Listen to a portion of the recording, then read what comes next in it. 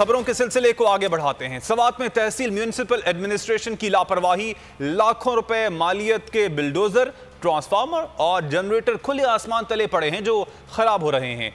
مزید تفصیلات سوات میں بول نیوز کے نمائندے سید انور شاہ سے معلوم کر لیتے ہیں۔ جی انور، بتائیے گا۔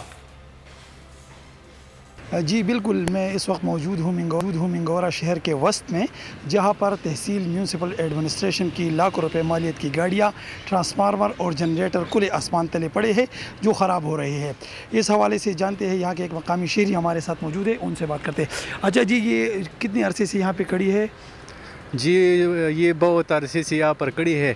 اگر حکومت یہ نیلام کرتی ہے، یہ قومی خزانے میں جمع کرتی ہے، یہ قوم کو بہت فائدہ ہوگا اور قومی خزانہ کو بہت فائدہ ہوگا۔ جی، جیسا کہ آپ نے سنا کہ یہاں کے لوگوں کا مطالبہ ہے کہ اگر ان جنریٹرز اور ٹرانسفارمر کی مرمت کر کے ان کو استعمال میں لایا جائے اور ان بلڈوزر کو فروخت کر کے رقم قومی خزانے میں جمع کیا جائے۔ آپ ہمیں آگاہ کر رہے تھے، بہت شکریہ۔